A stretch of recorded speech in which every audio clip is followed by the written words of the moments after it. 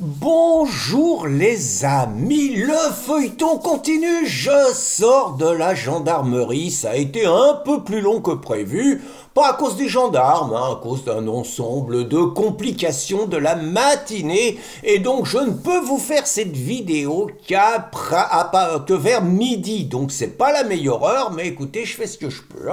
Alors je vous avais promis d'abord de vous donner le nom, parce que au téléphone, le gendarme qui m'avait appelé à la sortie du bureau du juge pour me dire faut qu'on vous entende et tout, m'avait dit le nom, franchement je n'avais jamais entendu parler. Bon bah écoutez, j'ai fait une recherche, donc je sais maintenant, donc la personne, j'ai pas dit la délatrice, oh là, surtout pas, la personne à qui je dois cette plainte, à qui je dois cette matinée, à qui je dois toute une journée consacrée quand même un tout petit peu à ça, se nomme Brigitte Trégouët. Alors je vous avoue, j'avais jamais entendu parler d'elle, son nom me disait rien et c'est vrai. Et donc cela s'avère être donc une médecin urgentiste, immigrationniste, militante. Elle a expliqué qu'on ne pouvait faire de la médecine qu'en étant militante. Ah bon? Donc elle est par ailleurs responsable de la CIMAD. Alors la CIMAD, c'est une association protestante, c'est une association au service des migrants qui est gavée de subventions par l'État français pour s'occuper des migrants et faire en sorte qu'ils ne puissent jamais repartir chez eux. Et d'ailleurs, cette femme assume totalement cette position puisqu'elle disait qu'elle avait compris que les migrants d'aujourd'hui seraient les Français de demain, ce qui montre quelque part que la seule issue qu'elle donne à la France, c'est la submersion migratoire venue d'Afrique et que c'est donc la disparition de notre peuple, le changement de civilisation, le grand remplacement.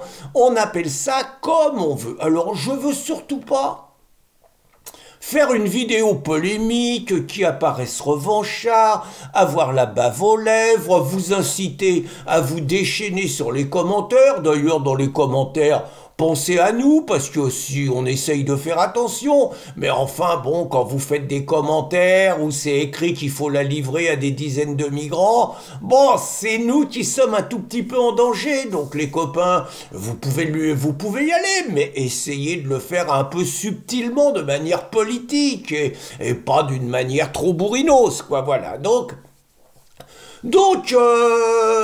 voilà, on sait donc que c'est normalement la fin de mon marathon judiciaire commencé le 11 décembre, 4 initiatives quand même en 9 jours, c'est pas mal.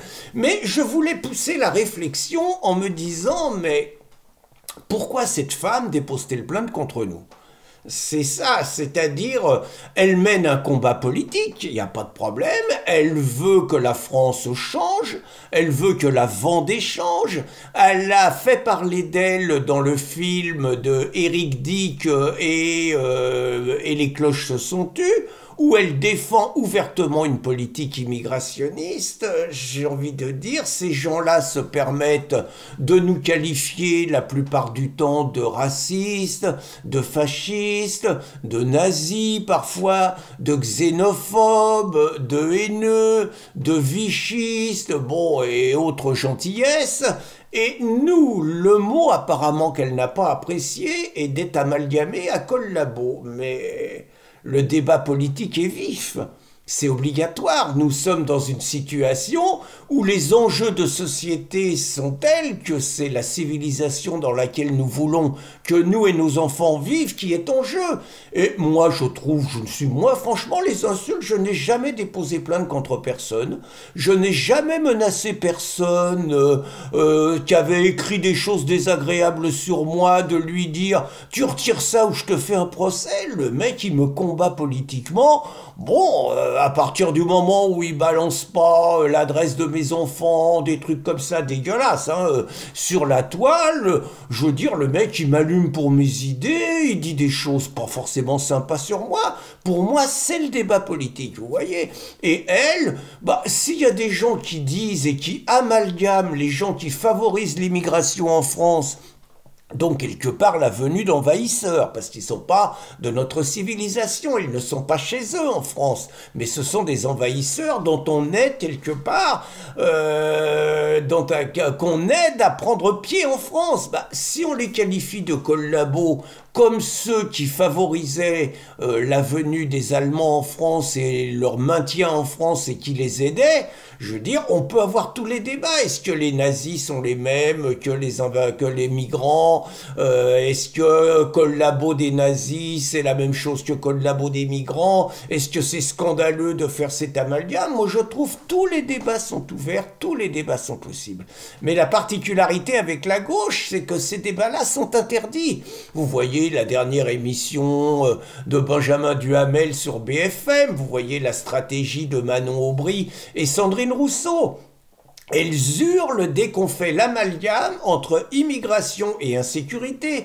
Et encore plus, puisque ce sont, paraît-il, de grandes féministes, quand on fait l'amalgame entre les agressions sexuelles et l'immigration. Elles hurlent, elles interdisent le débat, elles insultent l'opposant. Et bah écoutez, Brigitte Trégouet, elle dépose plainte. C'est une autre façon d'interdire le débat, c'est une autre façon de confisquer la démocratie, et c'est une façon de judiciariser un débat qui devrait rester au niveau des débats, dans les rédactions, des droits de réponse, des choses comme ça. Ça, je trouve que c'est une méthode de débat, de démocratie qui me convient. Mais ce n'est pas celle de la gauche. Parce que raisonner comme ça laisse entendre que la gauche serait démocratique. Or, la gauche est par essence totalitaire. J'en suis de plus en plus conscient, moi qui l'ai fréquentée pendant de nombreuses années, qui ai milité pour elle. La gauche est d'une nature totalitaire qui se cache de moins en moins. On voit aujourd'hui quelque part le rêve d'éradication de ce qu'ils appellent l'extrême droite, qui sont simplement des gens qui aiment la France.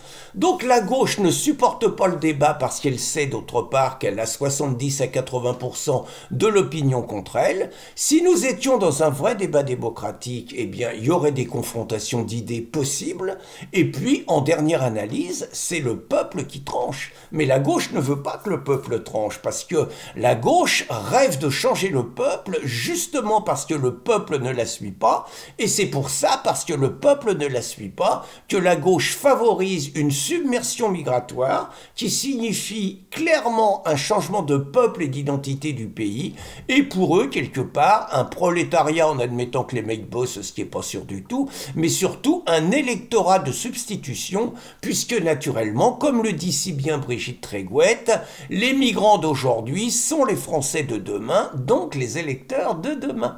Tout est dit les amis, et sans rancune pour Brigitte Trégouet. Bonne journée à tous.